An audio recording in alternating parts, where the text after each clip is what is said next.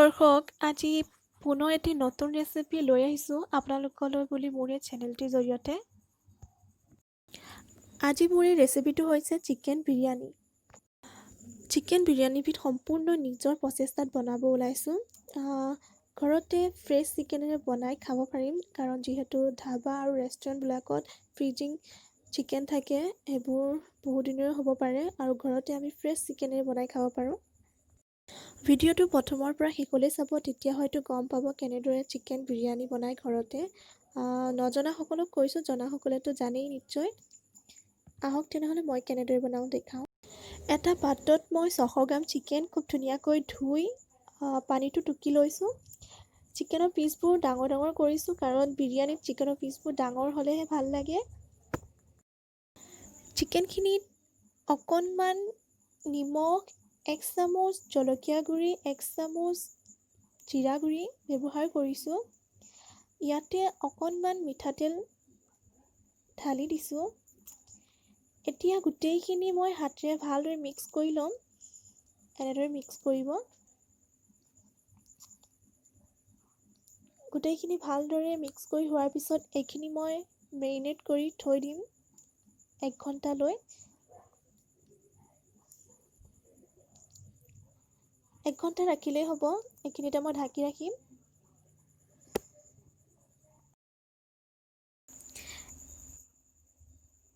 এক ঘণ্টাৰ পাছত মাংসখিনি পুনৰ এটা পিঁয়াজ কাটি তাৰ আধা ৰস ওলোৱা কৰি মাংসখিনিত সানি ল'ম আৰু এইখিনি পুনৰ ঢাকি ৰাখিম 10 মিনিটৰ কাৰণে মেৰিনেট কৰি।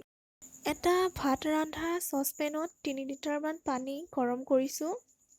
পানীখিনি উতলাৰ লগতে ইয়াত মই গোটা মছলা, লং, ইলাচি, ডালচেনি দি দিছোঁ। পানীখিনি খুব ধুনীয়াকৈ উতলিছে। ইয়াতে মই অলপ ৰিফাইন দিছোঁ।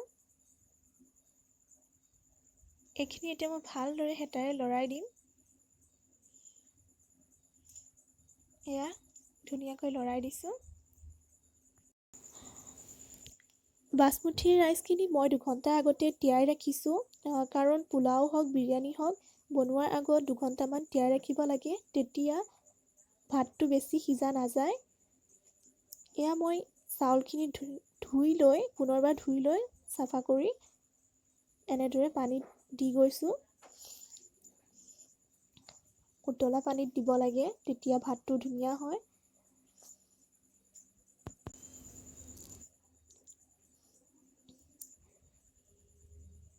ইয়াতে মই অকণমান নিমখ দিম।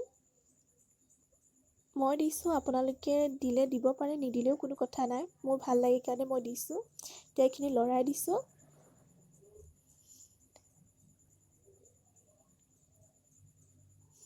চাউলখিনি দিয়াৰ কাৰণে উতলটো নাইকিয়া হৈ গৈছে। গেছটো অকণ বঢ়াই দিলে পুনৰ উতল আহিব।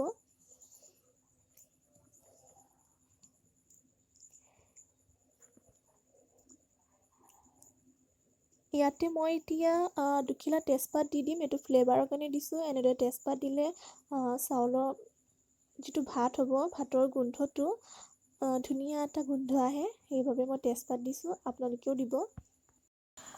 5 মিনিটমান সিজোৱাৰ পাছতে মোৰ চাউলখিনি সিজি গ'ল। এয়া দেখিছে, বেছি সিজোৱা নাই, প্ৰায় 70% মান সিজাব লাগে। এনেদৰে এটা চাউল টিপি চাব, যদি ভাঙি যায় ধুনীয়াকৈ, তেনেহ'লে গম পাব এইখিনি ৰেডি বিৰিয়ানী বনাবৰ কাৰণে। ইয়াৰ পৰা গোটা মছলাখিনি আঁতৰাই দিছোঁ। বেছি সিজাই নেপেলাব, মই কোৱা প্ৰচেছতে বনাব। চাউলখিনি যাতে ভিতৰত আৰু সিজি নাযায়, সেইকাৰণে মই এখন বহল ডিছত বহলাই দিছোঁ। এনেদৰে আপোনালোকেও এনেদৰে দিব, তেতিয়া চাউলটো এটা এটা হৈ থাকিব। আৰু ৰৈ যোৱা যিখিনি পানী আছিলে, সেই পানীখিনি পেলাই নিদি তাতে মই কণীকেইটা বইল কৰিছোঁ, কাৰণ বিৰিয়ানীত কণী দিলে খাবলৈ ভাল লাগে। চিকেনখিনিৰ কাৰণে মই লৈছোঁ 4টা আলু, 4টা পিঁয়াজ, গোটা মছলা লৈছোঁ অকণমান আদা, 3টা নহৰু আৰু শুকান জলকীয়া কেইটামান, গোটা ধনিয়া, গোটা জিৰা তেলত দিবৰ কাৰণে, আৰু কেইখিলামান তেজপাত। আলুকেইটা দুফাল দুফালকৈ কাটি লৈছোঁ আৰু পিঁয়াজটো এনেদৰে কুটি লৈছোঁ। গোটা মছলা মই লৈছোঁ এয়া জালুক, এইটো বাটাৰ চিকেনত দিবৰ কাৰণে, এয়া ইলাচি, এয়া লং আৰু এয়া ডালচেনি, এইকেইটা মই তেলত দিম। এখন কেৰাহী গেছত গৰম হ'ব দিছোঁ। কেৰাহীখন গৰম হ'লেহে তেল দিব। মই প্ৰায় 200 গ্ৰাম তেল দিছোঁ, আপোনালোকে নিজৰ সোৱাদ অনুসৰি দিব। ইয়াতে মই গোটা জিৰা কেইটা দি দিছোঁ, লগতে শুকান জলকীয়া কেইটা দিছোঁ।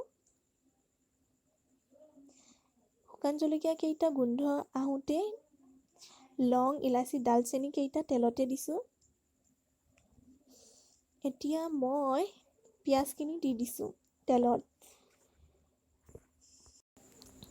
এইখিনি ভালদৰে লৰাই দিম। পিঁয়াজখিনি অকণমান ব্ৰাউন কালাৰ অহালৈ ভাজিম। বেছি ভাজিব নালাগে, কাৰণ এইখিনিতে মই চিকেনখিনি অকণ ফ্ৰাই কৰি ল'ম। মেৰিনেট কৰি থোৱা চিকেনখিনি ইয়াতে মই এতিয়া ঢালি দিম। মোৰ পিঁয়াজ অকণমান ব্ৰাউন কালাৰ হৈছে। এয়া মই মেৰিনেট কৰি থোৱা চিকেনখিনি দি দিছোঁ। এইখিনি মই 5 মিনিটমান এনেদৰে তেলতে ভাজি ল'ম, ফ্ৰাই কৰি ল'ম।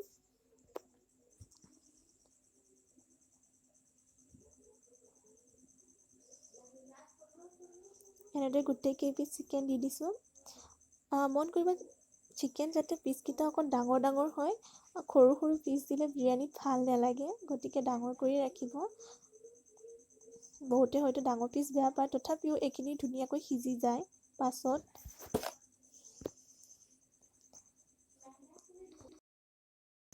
এনেদৰে লৰাই লৰাই মই 5 মিনিটমান ভাজিম, কালাৰটো চেঞ্জ হোৱালৈকে। চিকেনৰ কালাৰটো চেঞ্জ হৈ গৈছে, অকণমান সিজা যেন লাগিছে। ইয়াতে মই এভাৰেষ্টত জলকীয়া গুড়ি 1 চামুচ দিছোঁ।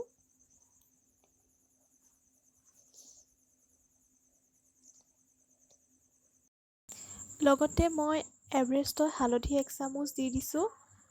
হালধি গুড়ি সদায় এভাৰেষ্টৰ ব্যৱহাৰ কৰিব লাগে, নহ'লে শালিমাৰ। বাকীবোৰৰ কালাৰটো ভাল নহয়। গোটেইখিনি ভালদৰে লৰাই দিছোঁ যাতে গোটেইখিনি ধুনীয়াকৈ মিহলি হৈ যায়।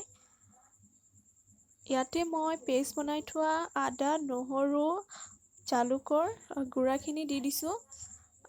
এইখিনিও ভালদৰে মিহলাই দিছোঁ যাতে আদা, নহৰু কেঁচা গোন্ধটো নোহোৱা হৈ যায়। এনেদৰে মই 5 মিনিটমান ভাজিম, তাৰ কেঁচা গোন্ধটো নোহোৱালৈকে।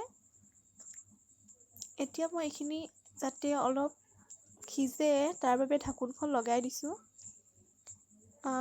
আদা, নহৰু কেঁচা গোন্ধ যোৱাৰ পাছতে মই আলুখিনি এড কৰি দিছোঁ। এইখিনিও মই ভালদৰে লৰাই দিম। এয়া গোটেইখিনি মই ধুনীয়াকৈ লৰাই আছোঁ। গোটেইখিনি মই ভালদৰে লৰাই দিছোঁ যাতে সকলোখিনি মিহলি হৈ যায়। এতিয়া মই ঢাকোনখন লগাই দিম আলু ভালদৰে সিজিবৰ কাৰণে। পুনৰ ঢাকোনখন উদঙাই দিছোঁ। আলু প্ৰায় আধা সিজা হৈছে। ইয়াতে মই শুকান জলকীয়াৰ পেষ্ট বনাই থৈছিলোঁ, সেই পেষ্টটো দি দিছোঁ। এনেদৰে শুকান জলকীয়া পেষ্ট চিকেনত দিলে চিকেনখন খাবলৈ বহুত সোৱাদৰ হয়। যিকোনো মিটত দিব পাৰে আপোনালোকে, বহুত ধুনীয়া সোৱাদ এটা ওলায়।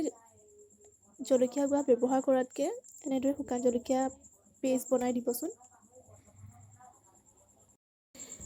এতিয়া মই চিকেনখিনি ঢাকোন লগাই দিম যাতে আলু মাংস সমানে সিজি যায়। এয়া মোৰ চিকেন অলমষ্ট ৰেডি হৈ গ'ল। ইয়াতে মই পানী এড কৰিছিলোঁ, দেখাব নহ'ল, ৰেকৰ্ড কৰিবলৈ সময় নহ'ল। আপোনালোকে পানী জোখৰ মতে এড কৰি ল'ব। এইটো মই গ্ৰেভিও নহয় বা বেছি জুলীয়াও নহয়, একে সমান মানে এটা মিডিয়াম জোখত ৰাখিছোঁ। ইয়াতে মই 2 চামুচ বাটাৰ এড কৰিছোঁ। এইটো বাটাৰ চিকেন হৈ গ'ল, আপোনালোকেও কৰিব পাৰিলে। চিকেনখিনি নমাই থৈ 2টা পিঁয়াজ মই কাটি লৈছোঁ। আন এটা কেৰাহী মই গেছত গৰম কৰিছোঁ, তাতে মই অকণমান ৰিফাইন দিছোঁ। এতিয়া মই কাটি ৰখা পিঁয়াজখিনি দি দিছোঁ আৰু পিঁয়াজখিনি এতিয়া মই ভাজিম, ফ্ৰাই কৰিম ইয়াক এটা ব্ৰাউন কালাৰ হোৱালৈ।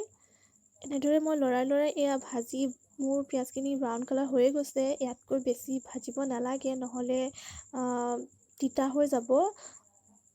এয়া মই পিঁয়াজখিনি ভাজি হৈ গৈছে। আপোনালোকে দেখিছে এনেদৰে ভাজি ল'লেই হ'ল গোটেইখিনি। এয়া চাওক কেনেদৰে মই ভাজিছোঁ, এনেদৰে ভাজি ল'ব। এটা চচপেন লৈছোঁ, চচপেনটোৰ তলত অলপ ঘিউ সানি লৈছোঁ। ইয়াতে মই মাংসৰ গ্ৰেভিখিনি দিছোঁ। 2 চামুচমান গ্ৰেভি দিছোঁ আৰু 2 টুকুৰ মাংস দিছোঁ।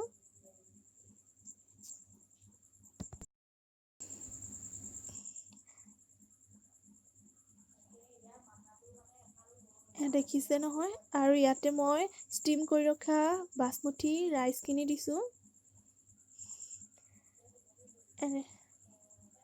এটা লেয়াৰ বনাই দিছোঁ।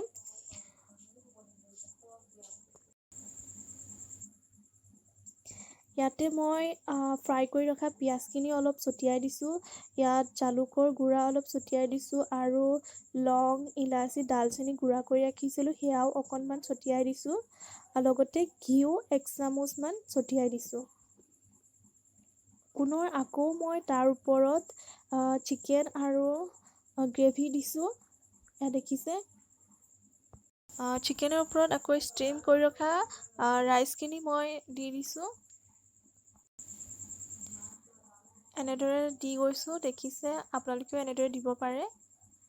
মোৰ মোবাইলৰ ফ্লাক্সটো অফ হৈ গ'ল, চ' এনেকুৱা দেখিছে ভিডিঅ'টো। ইয়াতে মই আকৌ পুনৰ গৰম মছলাখিনি দিছোঁ আৰু জালুকৰ গুড়ি দিছোঁ, গোটা জালুক গুড়া কৰি। আকৌ পিঁয়াজৰ ফ্ৰাই কৰি ৰখা পিঁয়াজখিনি দিছোঁ। তাৰ ওপৰত আকৌ মই তেনেকৈ চিকেনখিনি দিছোঁ। পুনৰ আকৌ ৰাইচখিনি দিছোঁ। তেনেদৰে গৰম মছলা আৰু পিঁয়াজ এনেকৈ গোটা জালুক দিছোঁ। এইটো লাষ্ট হয়।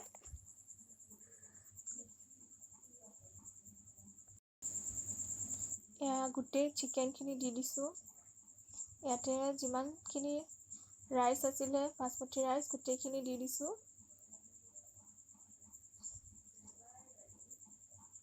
ইয়াতে গোটা জালুক গুড়া কৰা দিছোঁ আৰু ফ্ৰাই পিঁয়াজখিনিও দি দিছোঁ আৰু লগতে 2 চামুচমান ঘিউ দি দিছোঁ।